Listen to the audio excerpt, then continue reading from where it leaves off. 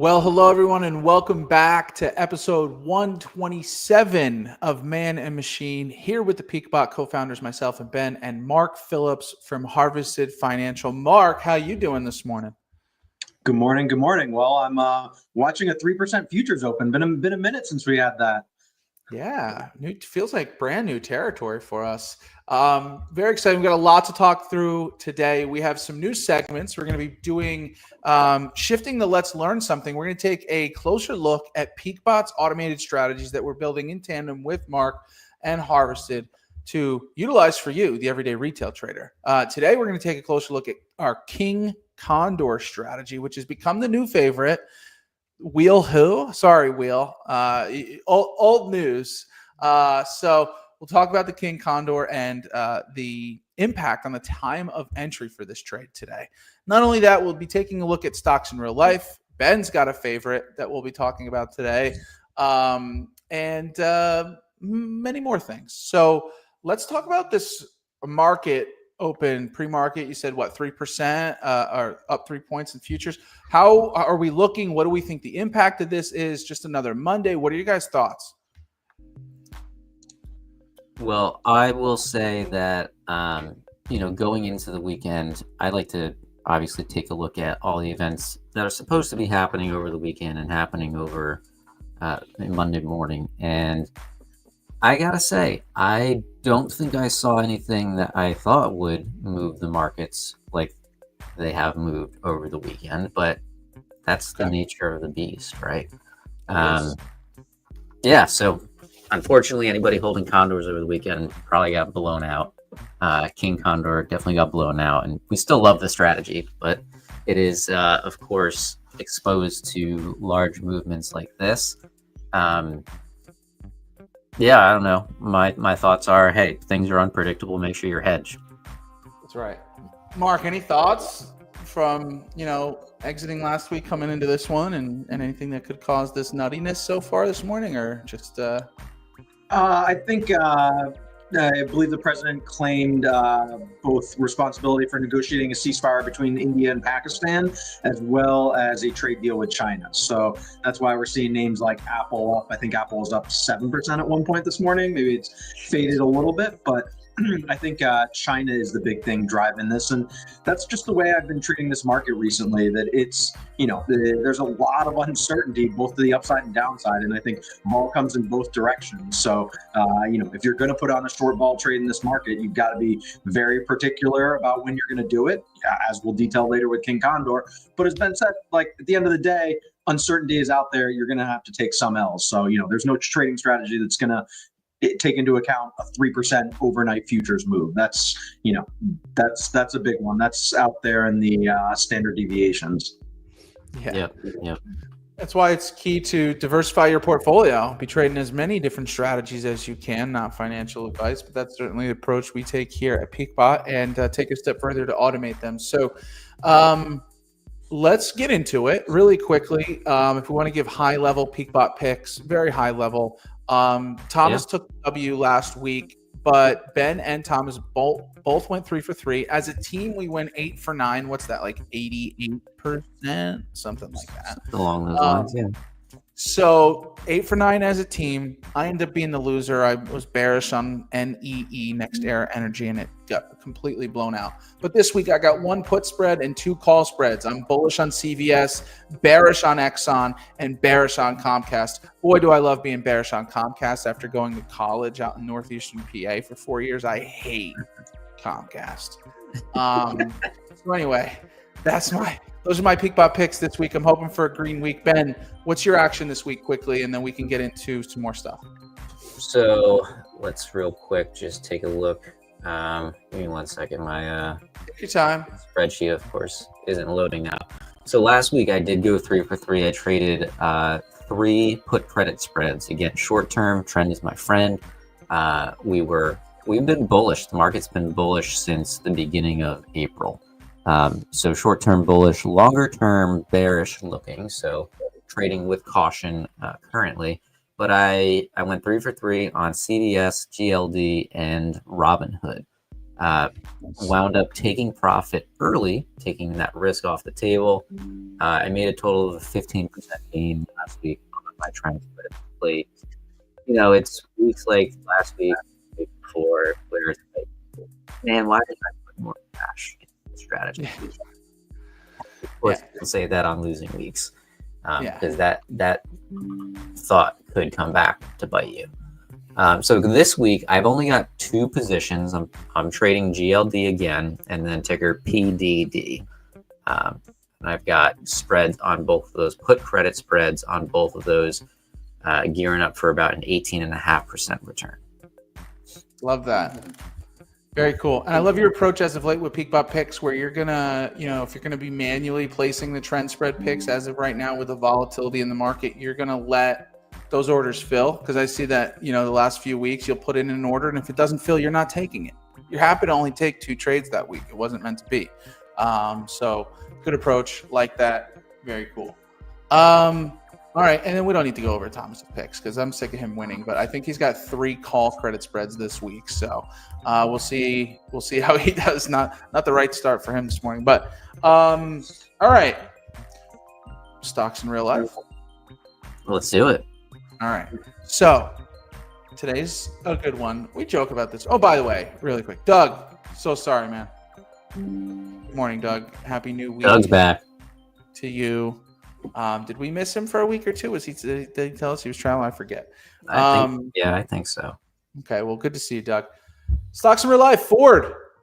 Ben, I don't have to question this this tagline today. Built Ford tough. I know that. That's ingrained. I've heard that before. Yeah. Forever. Yeah. What's your favorite Ford commercial? Do you have one? I don't know. If you were to ask me my favorite Geico commercial or Progressive an insurance commercial, I can pull one. I don't know a Ford commercial. Do you have a favorite? I like the one where, and I don't even, truthfully, I don't even know if it's a Ford commercial. Okay. But there's a commercial for a truck where there's just a bunch of like burly men carrying the tailgate of their trucks, and they're like all like convening on a mountain together, and then there's just like this one truck at the top of the mountain. I'm pretty sure it's a Ford commercial. Okay. All right. But that's like when I think of Ford on TV, that's what comes to mind. They did have some ridiculous, this is dating back, and I'm just looking now, like the 1980s Ford F-150 commercials. Like they would get more and more ridiculous with the amount of things that the trucks can tow or pull. And I do remember those types of commercials. Mark, before we get into everything, our thoughts on Ford as a business, as a manufacturer? Don't know much about them. Don't know much about their vehicles other than the F-150, I think is the most popular car in America. But not that much experience trading them.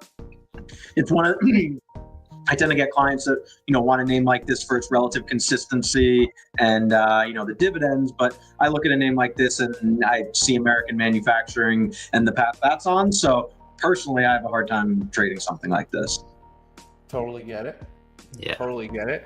While we take a closer look at the stock, Ben will tell his funny story with Ford, or at least the scenario in which he uses Ford to trade. Any guesses on the IPO? This is a fun one because it's been around. Oh man, IPO on Ford. I mean, I'm gonna say 1922. Yeah, exactly. Maybe it's a little later than that. Maybe it's closer to the 34. Okay. So based off of getting the same date 3 different times here, we're seeing 1956, January 18th, wow. 1956. There were 10.2 million shares of Class A shares offered. Price per share at $64.50. So that's interesting. Initial market cap over 3.2 billion back in 1956. Whatever that meant. It was Goldman has a whole little article on their website about this. It was the largest stock offering to date at the time. And they were the leading investment bank behind it. Yep. Wow. Okay. All right. So been around a good while. Ben, why don't you tell these people? First of all, any of us ever owned a Ford? I don't think I've ever owned a Ford. My dad owned Ford minivans for a while. My dad was whatever I don't know. I can't think of the Ford minivan, but he had that for years growing up with The Windstar. Oh yeah. Ford Windstar.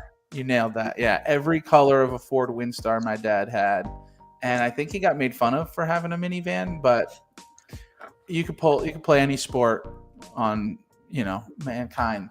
Doug was riding around in an electric Mustang over the weekend. Whoa! I'm curious to hear Doug's experience. He's back from his gig in Vegas, and he had Jensen on stage. Oh, Doug, what are you doing? If you want to hop on and tell a story, let us know. We'll send you a link. I'd love to know. Wonder what kind of event this was. But okay, very cool. All right, so iconic ticker symbol F. Not messing that up. They've grabbed it. It's theirs forever. Mark touched on this earlier. One of the I say this. I actually haven't looked at the full history of Ford's chart, but been around a while. Has been relatively consistent. But I'll tell you this.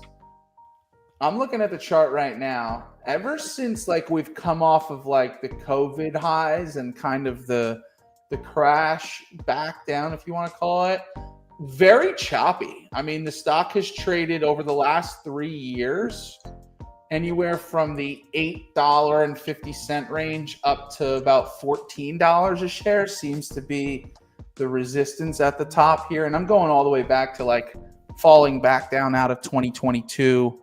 As you can see there, it's really, and then even more so over the last just about a year, it's even an even tighter range, somewhere between, we'd say $9 and about $11. So tough to read. Yeah, Ben, tell them your story about this stock. So Ford, and I don't know why I landed on Ford, but for whatever reason, I do a lot of testing with our bots and with I need to have things in my portfolio so that way if I have nothing else in there, something is in there. So no matter what the brokerage is, no matter what bot we're testing, no matter what's going on, I'm almost always carrying at least one share of Ford. Again, I don't know why. It's your test. That's just I think it's the fact that it's a single letter ticker. And my pointer finger just happens to fall on F on my keyboard, so it's just the fastest. It's the fastest ticker I can get. Plus, your downside is limited due to the fact that it's a cheaper stock. You feel bullish on. I think you've said this jokingly. It's hey, what's worst case scenario? Ford drops to $1 because it hasn't done that, or $2 because it hasn't done that in 10 years. I was just going to say, for all, if you're thinking that Ford can't go to zero, in 2009, it basically went to zero. So you were down 95% in a year on that, I think, in 2009. You know what's wild too? I didn't even realize that. I'm looking at pre-COVID here. Actually looks like the start of COVID, March of 2020.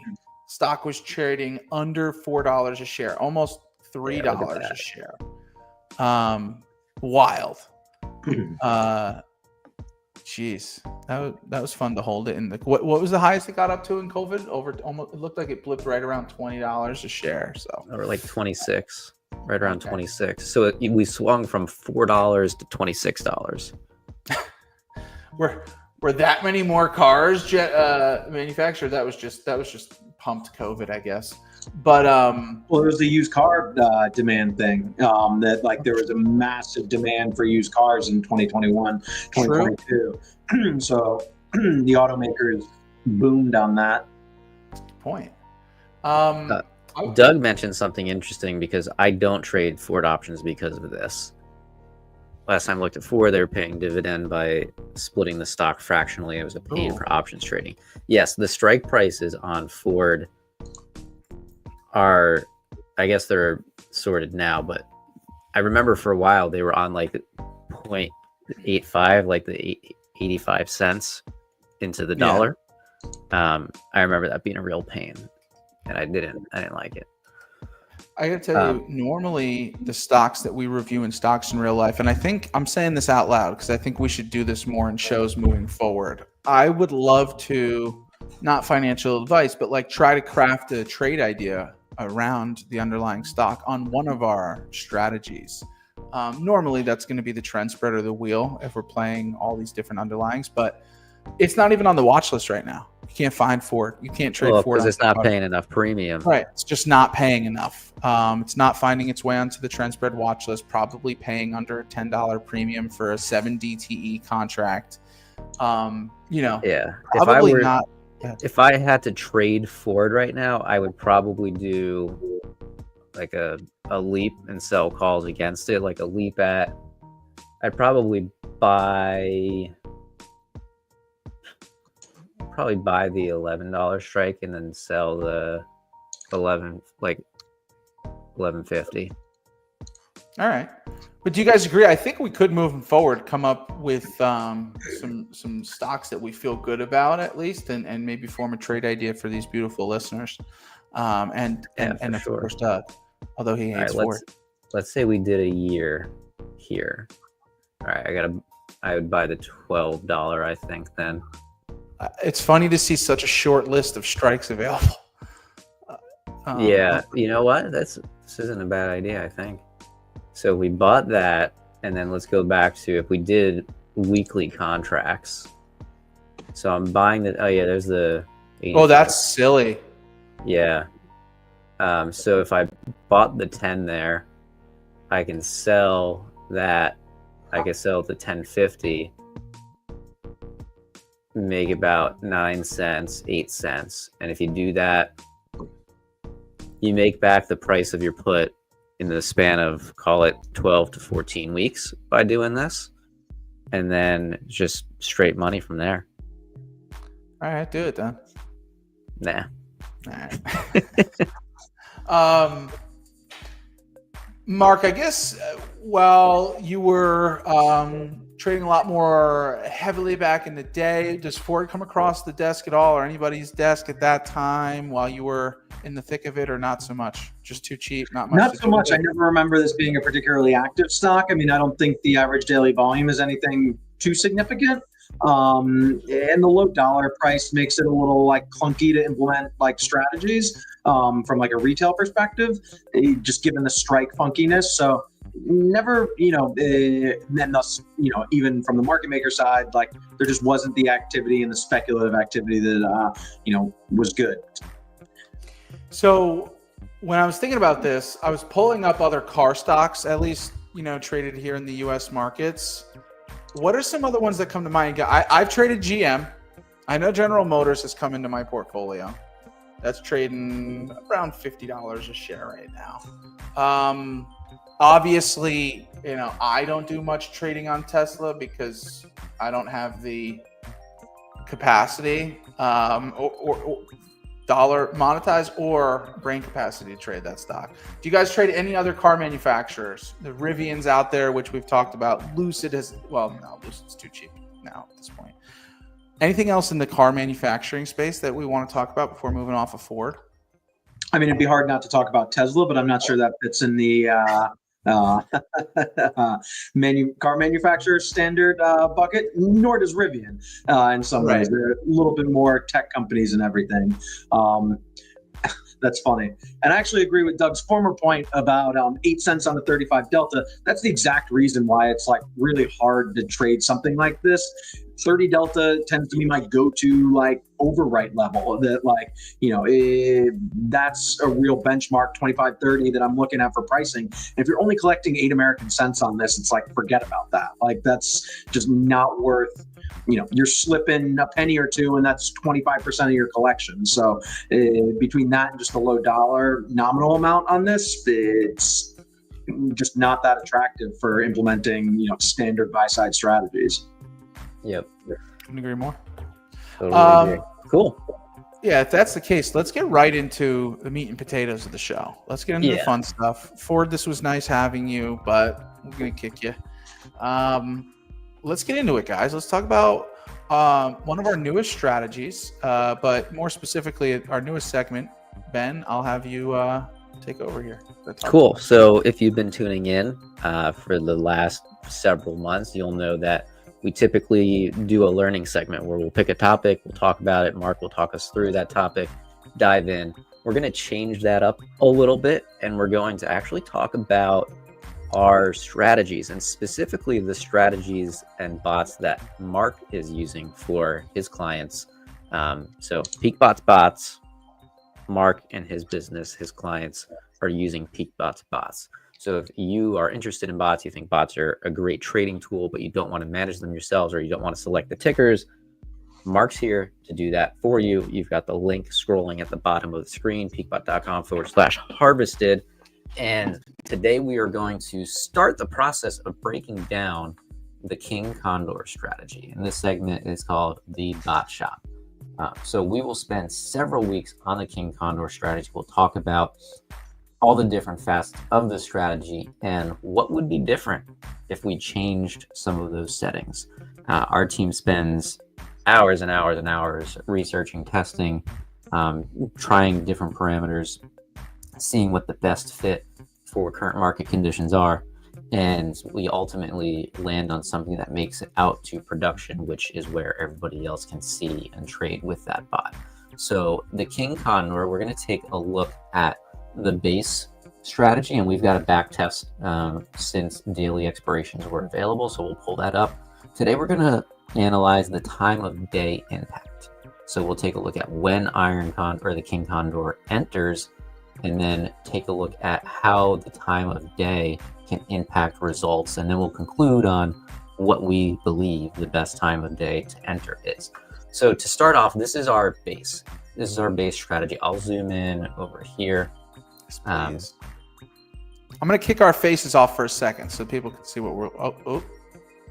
All good there, all good. So if we briefly cover these statistics at the top here. So we've got P&L of $25,000. Starting capital is $10,000. We end with $35,000 over this backtest period. The backtest period starts May 16th, 2022. Why May 16th, 2022? And that's almost 3 years to the date.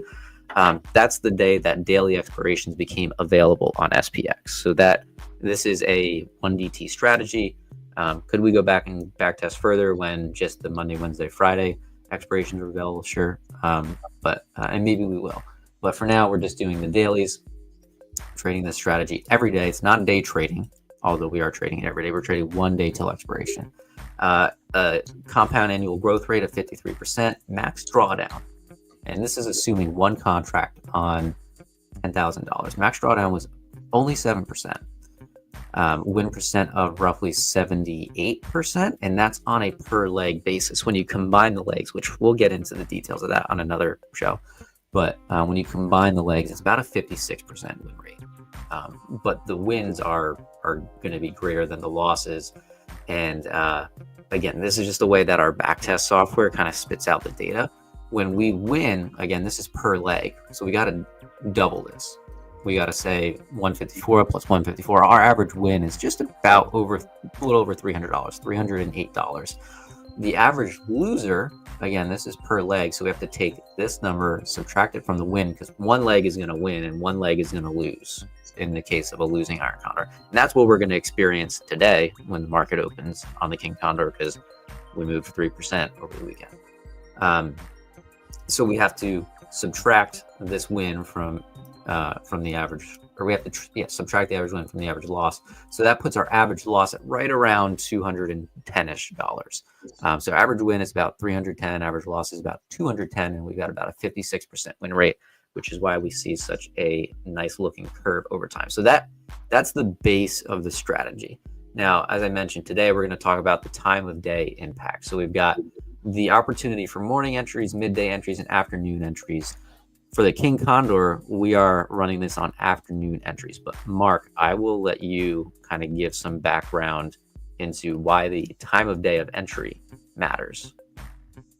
For sure. And I think, taking just a quick step back first, like this is one of the most important and probably my favorite aspects of the King Condor is that it's sensitive to what is going on in the market. It is looking at how the day is evolving. It's looking at how various indicators, whether they're volatility or underlying or intraday, overnight moves, and it's making its decision based on the immediate context, which is absolutely what any option selling strategy needs to do. It needs to be aware of, is this a good time for me to enter into a trade? And the time of day is one of those really important factors because we see a lot of ebb and flow in terms of volume throughout the day, but there are some pretty consistent patterns that emerge. And that generally when we look at the profile of options, and this is actually true for equities also, equities obviously options follow a little bit what's going on in the equity market, but we typically see what's called sort of a saddle curve of volume, where if we were to plot the time of day on the x-axis and the volume per, the time on the y-axis, we'd see a ton of volume at the beginning of the day, slow down when everyone's going to get their burrito for lunch, and then a spike at the end of the day at the close. So whether it's a strategy that is trading, marking on the close or marking on the open, those two kind of points in the day, if I could call it the most important hour of the day, it's from 9:30 to 10 and it's from 3:30 to 4. And those two windows are when we see the most liquidity, the most volume, and as a result, the most price discovery. So if you're thinking about a trading strategy, trading at a time when you see that kind of activity, or gleaning information about the price action from those times of intense activity is a really valuable indicator when setting up the strategy. So if we're breaking that down, we've got our morning entries. We're looking at what happens in the first 30 minutes of the day. And, we're not alone here. There are plenty of strategies that rely on this general opening market setup, that those first 30 minutes when overnight orders from international are coming in, people are still trading the, London markets and potentially even hanging over from the Asian markets. So like that early morning time, there's a ton of kind of latent interest that gets priced very quickly. It's, from a modeling perspective, as you can see here, it's got the highest premium. Naturally, if you trade at the beginning of the day, that's going to have more premium than if you trade midday or afternoon. Theta curve doesn't decay totally linearly. So as we'll see in some of the other ones, there are some benefits to letting a little of that theta bleed and then trading later once you kind of have more information, more, context about what's going on in the day. Another advantage of trading early is you have the full trading a day to adjust and manage this position. The obvious flip side of that is, especially if you're trading relatively short time frames, trading at the beginning of the day to expire the next day gives you almost double the exposure as if you were to trade at the end of the day. So having more exposure, especially on a market today, like where we're gapping early, is adding more risk and isn't always a benefit. So that premium is coming from somewhere. So the morning, while it does provide a lot of pricing, obviously gives you, longer exposure time. Midday, we're calling that the 11 to 1 p.m. range. I see a lot of pros and cons about trading here too. As I mentioned, this is kind of the nadir of that volume curve. So you're generally going to see lower liquidity. You're going to see less action. Spreads, well, they might not necessarily be wider. They might be a little bit more skittish. And particularly if you're trying to trade bigger size, that has the potential to move the market a little bit more. So lower liquidity in the midday. By this time you've seen where the market's going, so everyone else is kind of balancing that too. Some theta is going to have decayed, but again, less time on the clock, a little bit lower liquidity, but you kind of have the benefit of seeing the morning and not waiting for that whole day's theta to drip out. Finally, the afternoon entry, which is where King Condor is focused on mostly now, is this 2 to 3:30 p.m. window where we've seen the majority of the day. We've seen 2/3 of the day pass. There's only a narrow window before this current expiration. So you have a lot of time to digest that, but spreads are going to be a little bit cheaper. And in some ways, you're adding a greater component of overnight risk to that trade. So if you're trading at 9 a.m., you have the day and the night and the next day. Whereas if you're trading it in the evening, a lot of that overnight risk is a bigger part of your overall position. So, a lot of pros and cons of all these different strategies. And I think it really depends on what you see happening in the market, whether it's advantageous to get in early because this is the kind of breakout that you might see, or you let the market digest kind of the news, the repricing that's happened, and you get in towards the end of the day. So again, think about what kind of strategy you're trading, and understand the different liquidity at these various times of the market open. Yep. Perfect. And we've seen the time of day for the entry impact strategies tremendously, and we'll go over the impact of trading at different times of the day for the King Condor. Before we get there, Mark, do you want to take this question? Quick question, and this is not regulatory advice, but if you buy an option and you let it expire that day, I don't believe that will count as a day trade. So if you have, particularly SPX is nice with a cash settlement, you can trade that and it'll settle, and that's not a day trade. To the extent that you were going to close it out, you buy a call spread in the morning and then you look to cash it out and take profit or whatnot. If you open and close the same option on the same day, that definitely will count as a day trade. So if it expires, no. If you close it out, yes. And I believe if you enter into a contract or a spread and it is in the money at expiration, well, if it's a 0DT contract that you get in and it expires in the money and you're technically transacting on that contract, I believe that's a day trade as well. Don't quote me on that. But expire worthless is when it doesn't really count. If it expires worthless, there's no further action taken on it. If it expires in the money and there is a transaction, I think there's potential for a day trade there. Confirm with your broker. Yeah. That's a good question. So an exercise or an assignment counts as a trade? Yes. That from the very confused representative I talked to at one of our partner brokers, that was the answer that I got back. So we're gonna have to ask Matt Cashman about that. Yeah, we'll bring Matt back on the show. He'll have an official answer on that. But it is important. We build that into the structure of our different strategies, right? I mean, taking into consideration, not trying to break the pattern day trading rule, making sure that only X amount of trades are made in the week, blah, blah, blah. But yeah, expiring worthless. For our knowledge today, right now, not a day trade. Okay, sorry. So let's take a look at some comparisons here. So, like we said, King Condor does enter in the afternoon. Now, this is the base data that we talked about. Here's what, and the only thing that I've changed in this strategy is the time of entry. So for this test, I set up the bot to only enter at 10 a.m. versus 3:15 p.m., which is what the King Condor does. Now, the P&L drops dramatically. Again, we were looking at a 25K profit from the previous strategy. As a result, the CAGR decreases. Max drawdown increases quite a bit. And we can talk about why we think that might be. Hey, Ben. Decreases. Yeah. I'm the worst, but I think for the people out there, if we're going to be doing a lot of this back-tested stuff, CAGR, however you want to say it, can you give a high-level definition of what that represents? It's compound annual growth rate. So what is your annual rate of return based on your starting capital and how much you've made every year? Okay. Appreciate it. I just want to make sure at a high level. Yep. So let's talk about this for a second. Why do we think that trading earlier in the day is going to lose us more trades? We saw the win percentage drop from about 78% to 71.6%. We saw the P&L drop about $15,000. Dillon, you got your hand up. Yes. My layman answer is going to be exposure, right? I mean, you're simply more exposed. There's more time for things to go, of course, go your way, but more time for things to not go your way. That's the high level answer, and I don't want to get more into it, but that's my reasoning.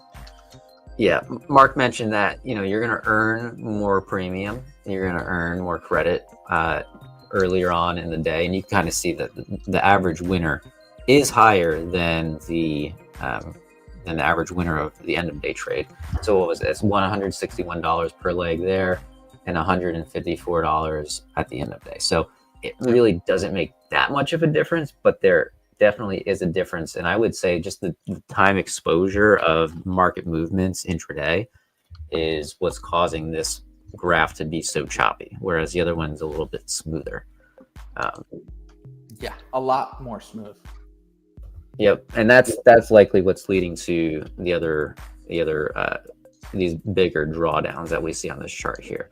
It's definitely not a curve that I'm as comfortable with. Now, what is interesting is we got a total of 656 trades on the morning open, and then we got more trades on the afternoon open. Now, that's not because of that's not going to be impacted directly by the time of day of the entry, but rather the other parameters that we're using for that strategy. For example, when this bot is looking to enter, it'll check the price of VIX, right? And if VIX falls with or within a certain range, it'll trade. If it's out of that range, it won't trade. So that's telling me that in the morning, there were more times that VIX was out of that range than in that range. And we actually wound up getting about 22 less trades because of that. And it seems like those 22 trades really helped the curve. 100%. So morning entry seems like a no-go. If we change this to midday entry, so I'd change this back test to enter at 12 p.m. Instead of 10 a.m. Results improve slightly. So I'll zoom in here. P&L bumps up to almost 11,000. CAGR is just a bit higher. Drawdown is just a bit lower, so slightly improved, right? We see the average winner drop even further, but we still have that longer exposure throughout the course of the day.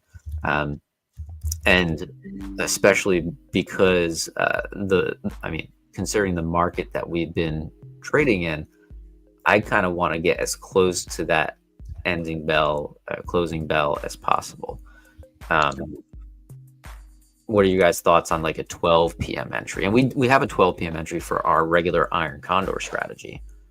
But what are some thoughts? Mark, you like that midday entry at all? I mean, we talked briefly about it. There's pros and cons to it. You know, when you're trading Condor, how do you feel about that midday?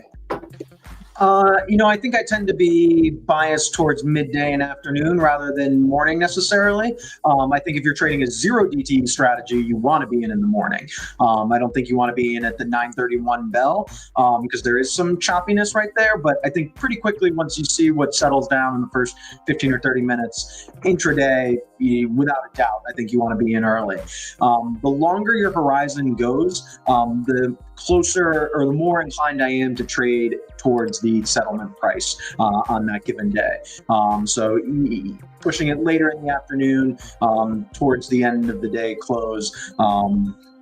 Midday makes me nervous. I'm thinking maybe more institutional size. There's less liquidity. So from a retail perspective, it might not, hit you. But midday, we often see thin moves to the extent that there are buy-side programs that are VWAPing and trading. Like a lot of those will kind of kick off or end around that time. So I think we tend to see extremes in price action at the midday, which makes me less inclined to want to settle on a strike-specific strategy then. So my bias is going to be actually, I think, towards the afternoon. And that equity curve speaks to it right there. I mean, that is high and tight right there. Yeah, I mean, the midday curve looks a little smoother than the morning curve, right? So we can see as we're moving on throughout the day, ultimately getting to the late afternoon entry that we do have built in, the curve smooths itself out. So pretty cool to see that. We got a question from Doug. How does the back test compare to having bought the underlying? So this is an SPX only strategy. So technically you can't buy it, but you could buy equivalents. So I did some rough math since we're going back to March 2022. So we've got 3 years. S&P or SPY is roughly at like 581 today. It was roughly at like 399 there. So we've got like a 45% return in the gross. So over 3 years, CAGR that at, I don't know, 13%, something like that, 12%. So I think it's important to compare it on both the absolute return dimensions, but also the drawdown percentage, because I think that's a huge advantage of this King Condor, is that max drawdown is only, what do we have, Ben? It's 8.7? 6.7. Sorry. Yep. 6.7 drawdown. I mean, compared to what you see in SPY, just this past month, we've seen a bigger drawdown than that. So that's a really important component of it. And I think it's worth contextualizing that drawdown compared to the contract size and the portfolio allocated to this. So if we have a $10,000 portfolio allocated here, we're only doing one contract. So realistically, your like margin usage is only about 10% of your capital.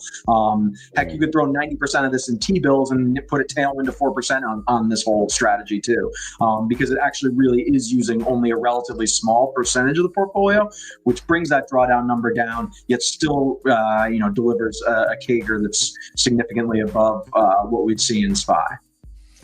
Yeah, no, that's a great point. And actually, a really interesting thought there, Mark, where you could just throw the excess cash into T-bills and feel pretty secure about that.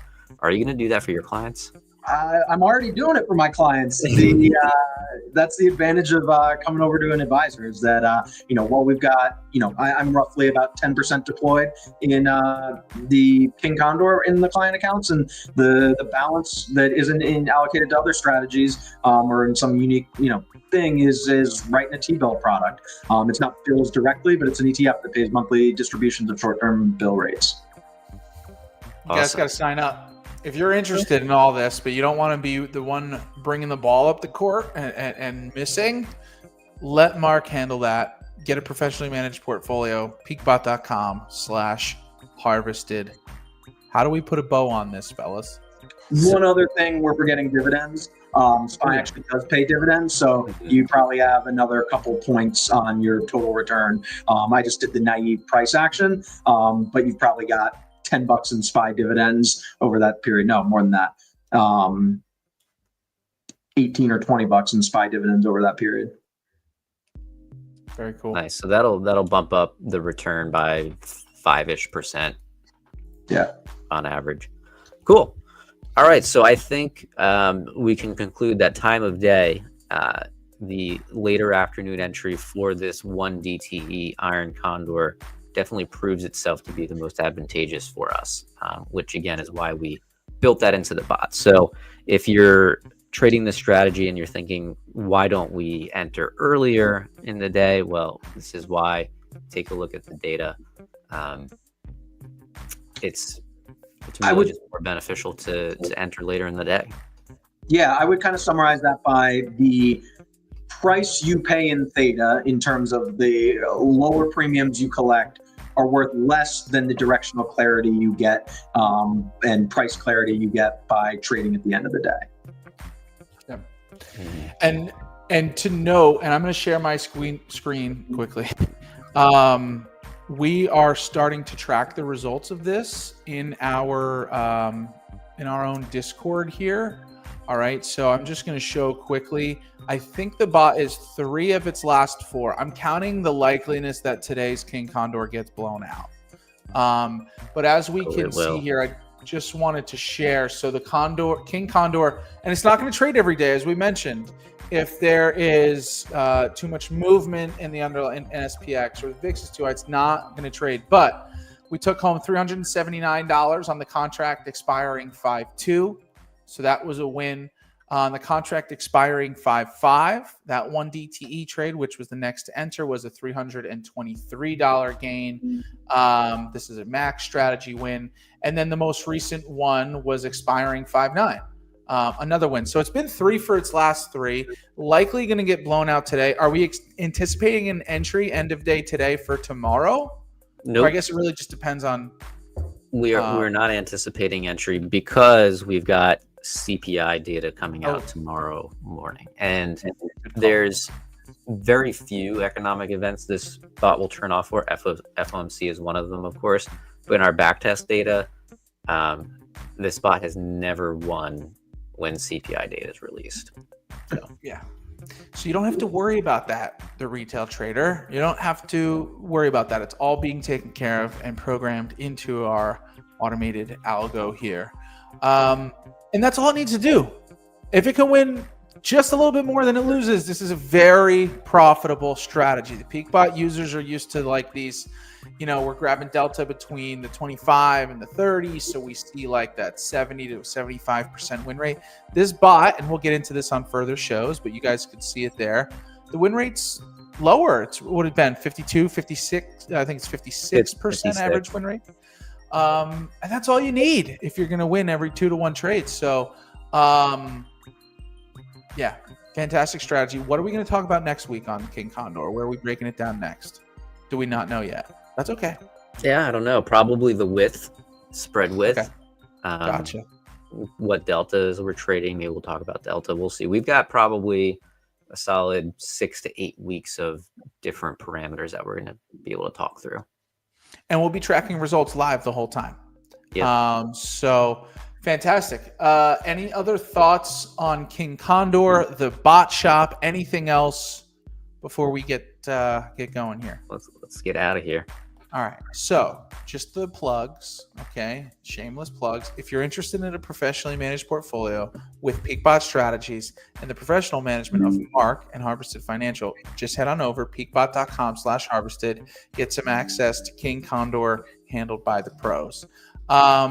We do need to just mention quickly, I'll throw this on screen and I'll get rid of our banner. PeakBot exclusively with Tradier is offering 6 free months of PeakBot. This is if you want to be in control. All right. If you don't want Mark handling this for you, which you should, but if you wanted to be in the driver's seat, 6 months free, PeakBot Pro and commission-free options trading with Tradier Pro. You can go ahead and grab the QR code right here or head on over to peakbot.com/Tradier. Free 6 months of automated trading. So all you need is a new Tradier account with $5,000 in it, and you'll be ready to rock and roll. So guys, thank you so much for another fantastic show. We had over 750 tune in here live this morning. So thank you to all of you. Hope you all have a fantastic week.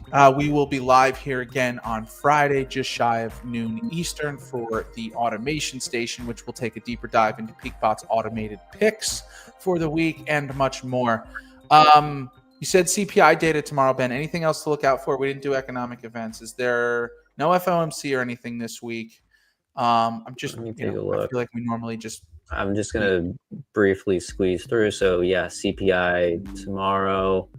Wednesday, we've got some Fed speeches, but nothing major. We got PPI on Thursday, and we have that pesky Michigan consumer sentiment report on Friday. Ugh, hate that report. One day we'll love it. One day it'll go in our favor, but right now, still salty. Yeah, all right, guys. Well, thank you for tuning in, and we'll see you again, same time, same place next week. And as always, we'll see you at the peak. Happy trading, Doug.